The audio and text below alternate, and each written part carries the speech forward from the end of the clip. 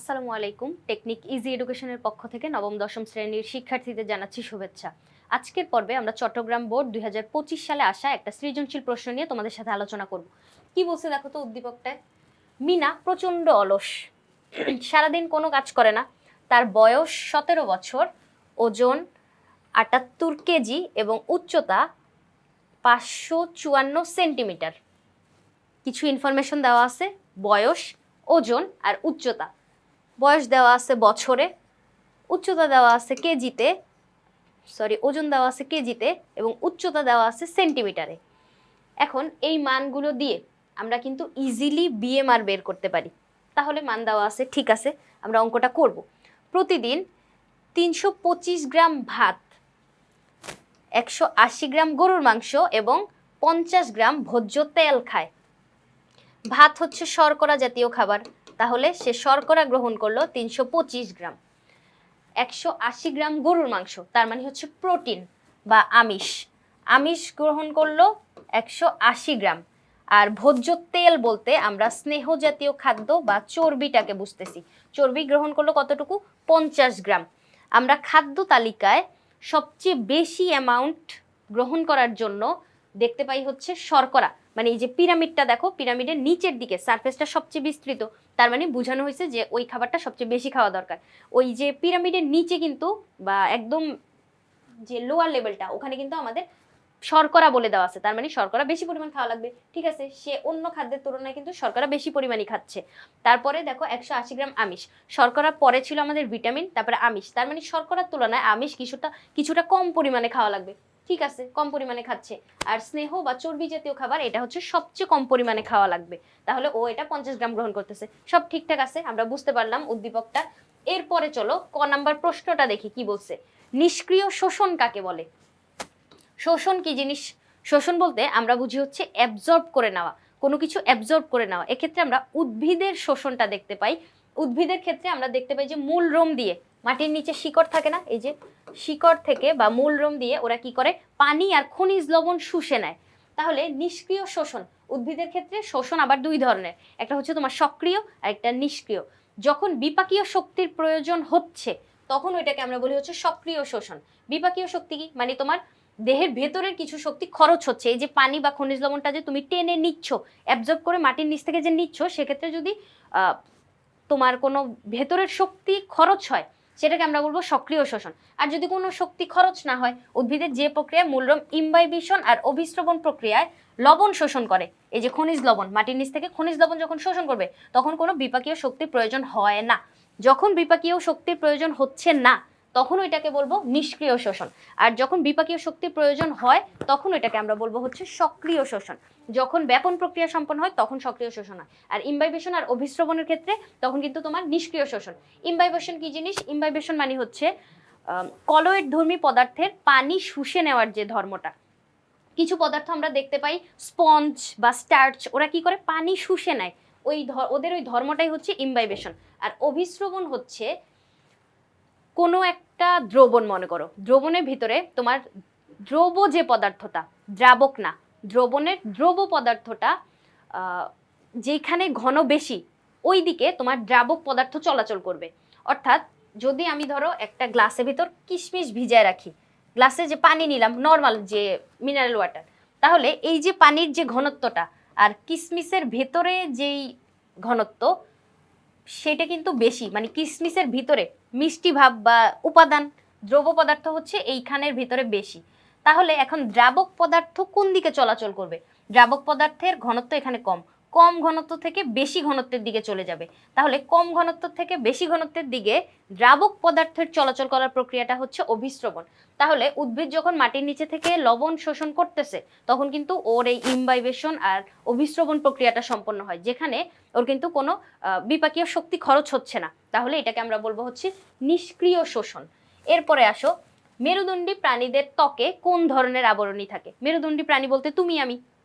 মানুষের ক্ষেত্রে আমরা দেখতে পাই ওদের ত্বকে হচ্ছে তোমার স্ট্র্যাটিফাইড আবরণী টিস্যু থাকে। স্ট্র্যাটিফাইড আবরণী টিস্যু কীরকম? এটা একটা ভিত্তি পর্দা, এই পর্দার উপরে তোমার কোষের কতগুলা লেয়ার থাকতেছে। দেখো একটা লেয়ার বা একটা স্তরে কোষ দেখতে পাইলাম, আবার আরেকটা স্তরে আরও কতগুলা কোষ, আবার একটা স্তর, এরকম কতগুলা কোষ।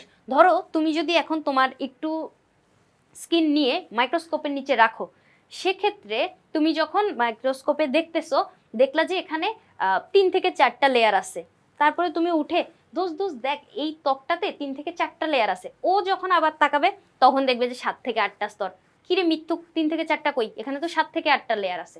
তাহলে এরকমই ওরা কি হয়, কিছু সময়ের ভেতরেই এরকম কোষের সংখ্যা হচ্ছে এলোমেলো করে ফেলতে পারে। তাহলে কি বলছে দেখো তো, মেরুদণ্ডী প্রাণীর ত্বকে স্ট্র্যাটিফাইড আবরণ টিস্যু থাকে। স্ট্র্যাটিফাইড আবরণ টিস্যুর কোষগুলো ভিত্তি পর্দার উপর একাধিক স্তরে সজ্জিত। দেখো একাধিক স্তর, এই যে আমি আঁকলাম একটা স্তর, এর উপরে আরেকটা স্তর, এর উপরে আরেকটা স্তর, এরকম একাধিক স্তরে কিন্তু সজ্জিত থাকতে পারে। মানুষ সহ সকল মেরুদণ্ডী প্রাণীর ত্বকে স্ট্র্যাটিফাইড আবরণ টিস্যু রয়েছে, যার স্তরের সংখ্যা মিনিটের মধ্যেই পাল্টে যেতে পারে। মাত্র দেখলা একরকম মানে কয়েকটা লেয়ার, এরপরে দেখলা আবার কতগুলো লেয়ার, মানে লেয়ার হচ্ছে চেঞ্জ হইতে থাকে। 3-4টা লেয়ার যদি মাত্র দেখো, আবার পরক্ষণেই দেখা যায় 7-8টা লেয়ার। এরকম এলোমেলো হইতে থাকে দেখে এটাকে কিন্তু আরেকটা নামে ডাকা হয়, ট্রানজিশনাল বলা হয়। ট্রানজিশন বলতে আমরা ওই যে মানে চেঞ্জ হয়ে যায় এরকম বুঝি না। তাহলে ও যেহেতু সময়ের সাথে সাথে ওর স্তর সংখ্যা চেঞ্জ হচ্ছে, এজন্য কিন্তু আমরা স্ট্র্যাটিফাইড আবরণী টিস্যুকে ট্রানজিশনাল আবরণী টিস্যুও বলতে পারি। এটার উদাহরণ হচ্ছে মেরুদণ্ডী প্রাণীর ত্বক। তাহলে আমাদেরকে প্রশ্ন জিজ্ঞেস করছে যে মেরুদণ্ডী প্রাণীর ত্বকে কোন ধরনের আবরণী টিস্যু দেখা যায়? স্ট্র্যাটিফাইড আবরণী টিস্যু দেখা যায়। এরপরে আসো কি বলছে, গ নাম্বারটা, উদ্দীপকের আলোকে মিনার বিএমআর নির্ণয় করতে বলছে। এখন বিএমআর কি? বিতে ব্যাসাল, এমতে মেটাবলিক, আরতে হচ্ছে রেট।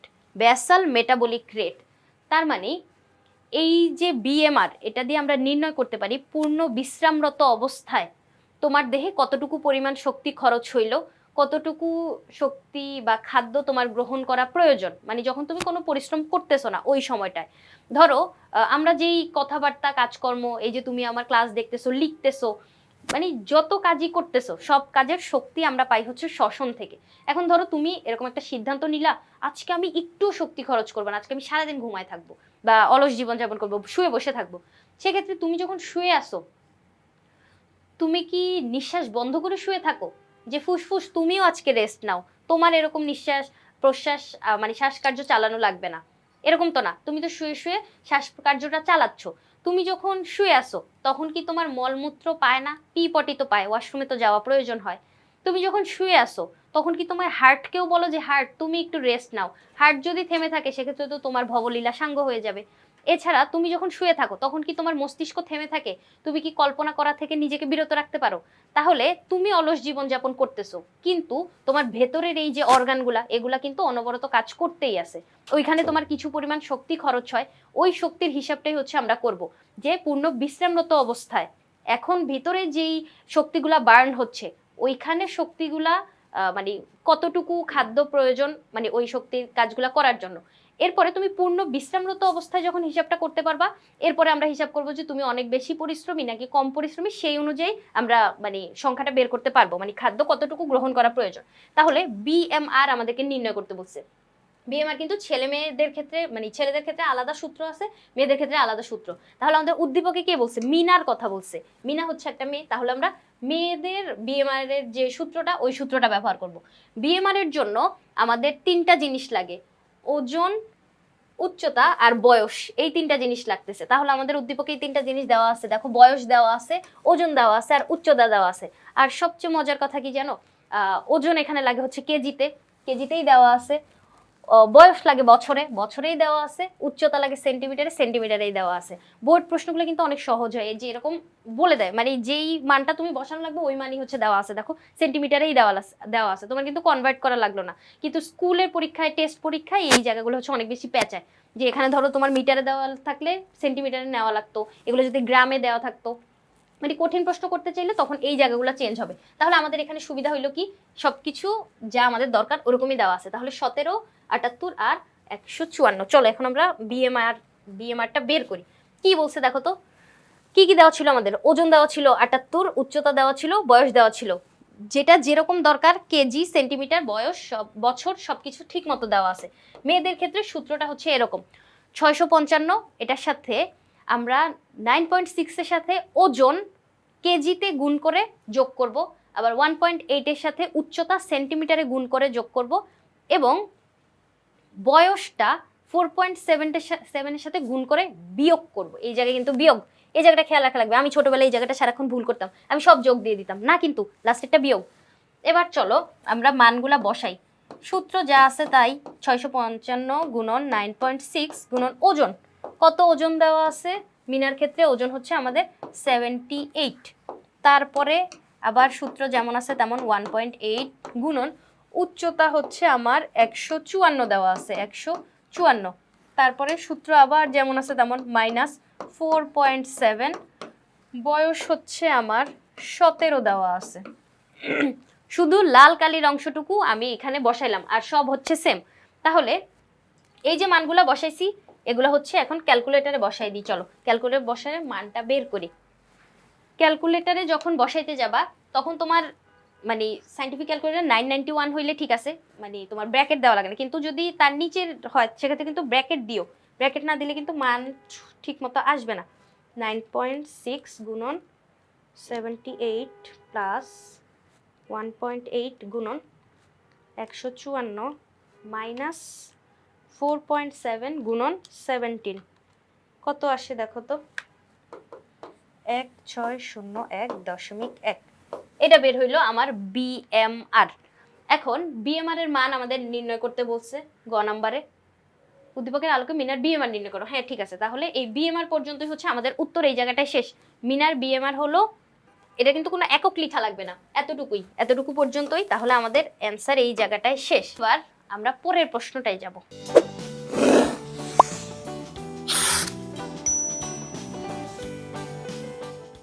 ঘ নাম্বার প্রশ্ন দেখো কি বলছে। গৃহীত খাবারের সাথে তার দৈহিক ক্যালোরির পরিমাণ কিরূপ? সে কি কি খাবার গ্রহণ করতেছিল?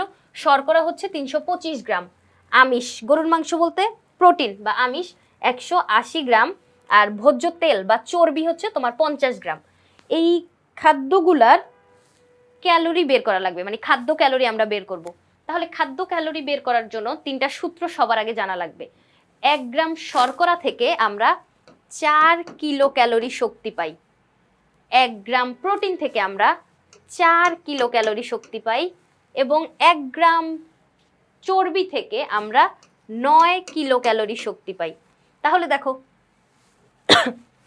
এই তিনটা সূত্র জানার পরে 1 গ্রামের হিসাব যদি আমরা জানি তাহলে যেই হিসাবই বলুক পৃথিবীর সব হিসাবই আমরা বের করতে পারবো। তাহলে এই জায়গাটায় 325-এর জন্য বের করব, 180-র জন্য, আর এখানে 50-এর জন্য। চলো ম্যাথটা যদি আমরা একটু করি।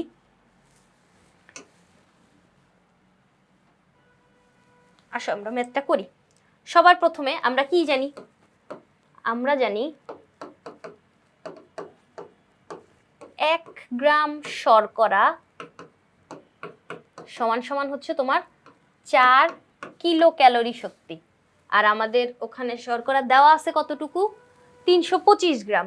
তাহলে 325 গ্রাম শর্করা সমান সমান 325 গুণন 4।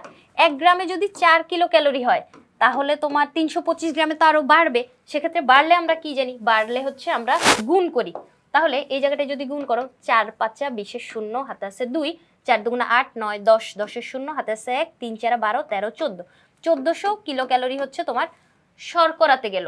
এরপরে আবার আমরা কি জানি? আবার 1 গ্রাম আমিষ সমান সমান 4 কিলো ক্যালোরি। 1 গ্রাম আমিষ সমান সমান 4 কিলো ক্যালোরি। আমাদের উদ্দীপকে কতটুকু আমিষ দেওয়া ছিল? 180 গ্রাম গরুর মাংস, তার মানে আমিষ 180 গ্রাম আমিষ। 1 গ্রামে যদি 4 কিলো ক্যালোরি হয় তাহলে 180 গ্রামে আরো বেশি হবে। বেশি হলে আমরা কি করি? গুণ করি।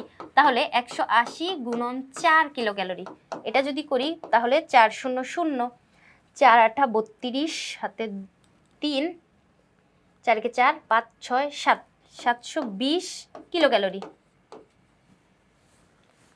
এবং আবার কি করব? প্রোটিনের জন্য বের করব, তাই না? প্রোটিন না, সরি, ফ্যাটের জন্য। তাহলে আমরা কি জানি? 1 গ্রাম চর্বি, এটা থেকে পাই হচ্ছে 9 কিলো ক্যালোরি। 9 কিলো ক্যালোরি পাইলাম। আর ওখানে চর্বি কতটুকু দেওয়া ছিল? 50। তাহলে 50-এর জন্য বের করব। 1 গ্রামের জন্য যদি 9 হয় তাহলে 50 গ্রামের জন্য আরো বেশি। 50 গ্রাম চর্বি সমান সমান 50 গুণন 9। বেশি হইলে আমরা হচ্ছে গুণ করি, তাই না? তাহলে 5 নং 45 আর এই 0 450 কিলো ক্যালোরি।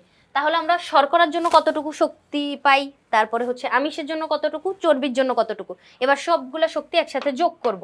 দেখো তো সবগুলা যোগ করলে মোট খাদ্য ক্যালোরি কত দাঁড়ায়।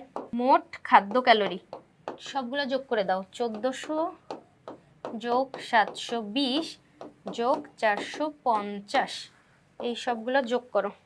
720 যোগ 450, এটা কি হইল, কিলো ক্যালোরি বের হইল। তারপরে প্রশ্নটা কি বলছে দেখো তো, ঘ নাম্বারে যে গৃহীত খাবারের সাথে তার দৈহিক ক্যালোরির পরিমাণ নির্ণয় করতে বলছে। তাহলে তার গৃহীত খাদ্য এই যে কি কি ছিল, 325 গ্রাম শর্করা ছিল, 180 গ্রাম আমিষ এবং 50 গ্রাম ছিল হচ্ছে চর্বি। তাহলে এই যে খাবারগুলো সে গ্রহণ করতেছে তার খাদ্য ক্যালোরির পরিমাণ কিরূপ হওয়া দরকার, প্রথমে যতটুকু গ্রহণ করতেছে এটার হিসাব চলো আমরা করি।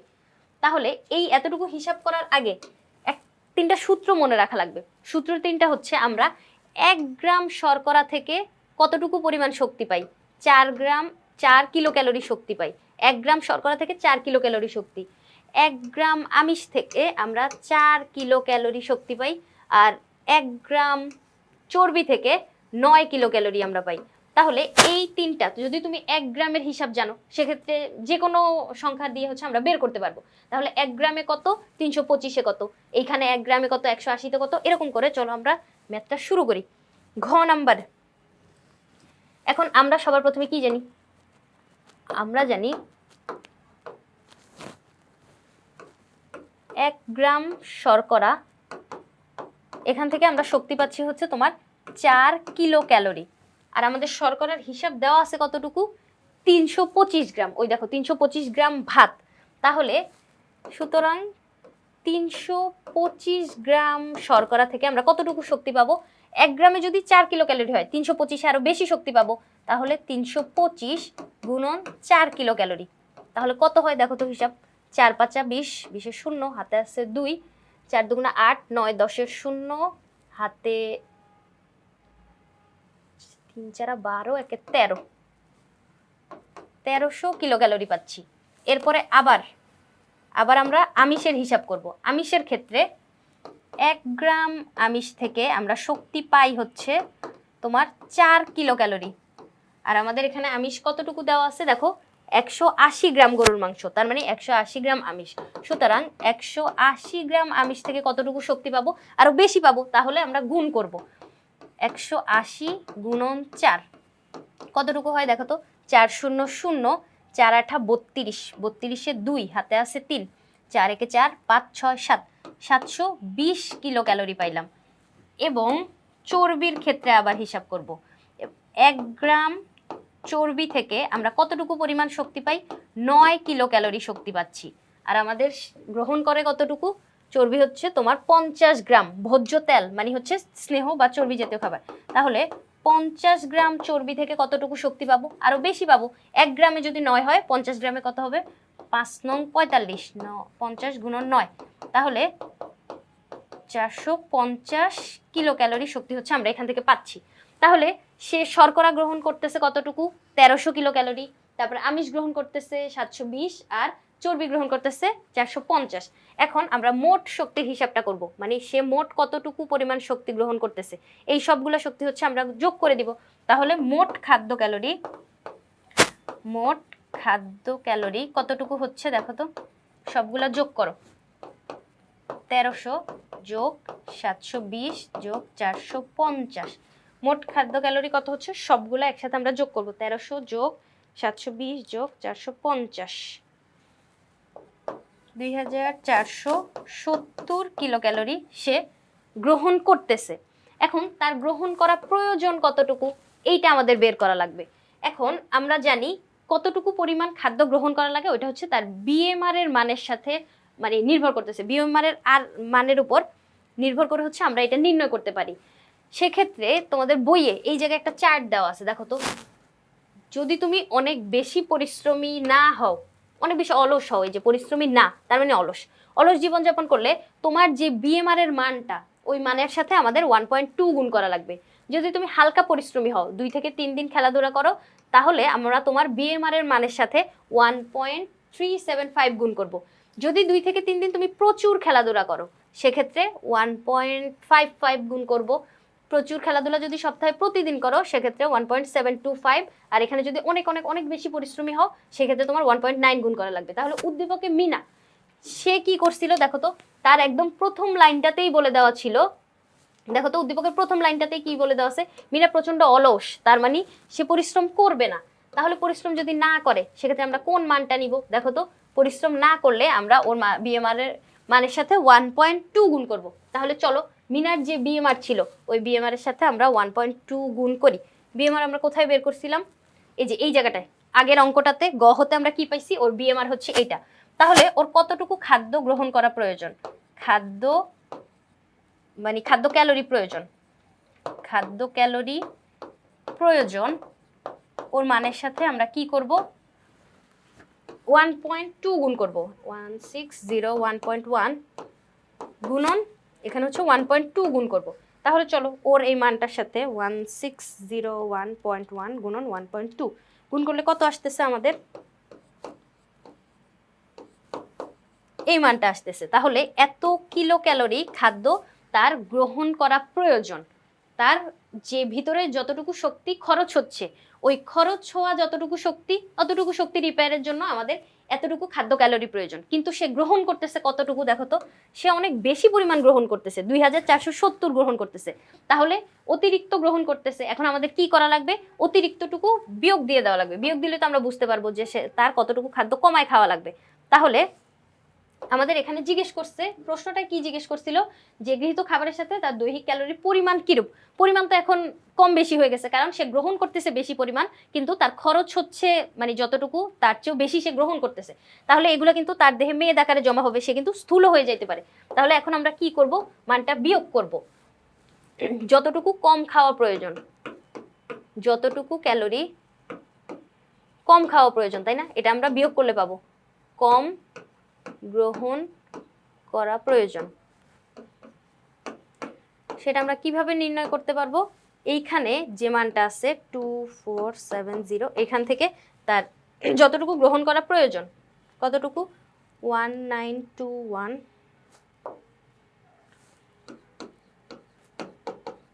এই মানটা চলো বিয়োগ দিয়ে দিই, তাহলে হচ্ছে আমরা মানটা পেয়ে যাব।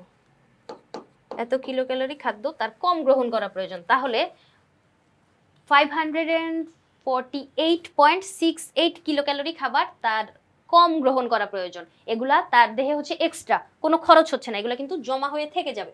তাহলে এই কথাগুলাই হচ্ছে আমাদের এখানে জানতে চাইছে যে খাবারের সাথে তার দৈহিক ক্যালোরির যে পরিমাণ এটা কিরূপ। তাহলে এই জায়গাটায় দেখো আমরা নর্মালি মানটা বের করব, বের করার পরে যে কথাবার্তাগুলো লিখবো যে একজন মানুষের কতটুকু গ্রহণ করা প্রয়োজন সেটা হচ্ছে তার বিএমআর এর উপর নির্ভর করতেছে। বিএমআর অনুযায়ী আমরা বুঝতে পারি যে একজন ব্যক্তি কতটুকু পরিমাণ খাদ্য হচ্ছে মানে গ্রহণ করা প্রয়োজন, বা পূর্ণ বিশ্রামরত অবস্থায় সে কতটুকু শক্তি খরচ করতেছে। তাহলে এই জায়গাটায় দেখো আমরা কি বলে দিব লাস্টে দিয়ে, এই যে হিসাব আমাদের এই মানটাই বের হয়েছে। উপরোক্ত হিসাব থেকে আমরা কি দেখতে পাইলাম, যে মিনার দৈহিক ক্যালোরি চাহিদার তুলনায় তার গৃহীত খাদ্যের ক্যালোরি এত কিলো ক্যালোরি বেশি, এই যে এতটুকু সে এক্সট্রা গ্রহণ করতেছে। এই এক্সট্রাটুকু তার এখন আর মানে গ্রহণ করা উচিত নয়, কারণ এক্সট্রাটুকু তো তোমার হচ্ছে যেহেতু বডিতে বার্ন হচ্ছে না বা খরচ হচ্ছে না, সেটা কিন্তু জমা হয়ে থেকে যাবে, মেদ আকারে আমরা দেখতে পাবো। তাহলে মিনার গৃহীত খাবারের সাথে তার দৈহিক ক্যালোরির চাহিদার ভারসাম্য নেই, ওর যতটুকু দরকার ও তার চেয়েও বেশি গ্রহণ করতেছে। তাহলে কি হবে, বেশি গ্রহণ করলে কি হবে, সে মোটা হয়ে যেতে থাকবে। তাহলে ধীরে ধীরে সে স্থূলতার দিকে যাচ্ছে। তাহলে এই কথাবার্তাগুলাই হিসাবটা ঠিক করে করতে পারলেই হচ্ছে এই নর্মাল কথাবার্তা আমরা বুঝতে পারতেছি। আশা করি তোমাদেরকে বুঝাইতে পারছি সহজ কথাবার্তা। পরবর্তী পর্ব দেখার আমন্ত্রণ রইল। ধন্যবাদ সবাইকে।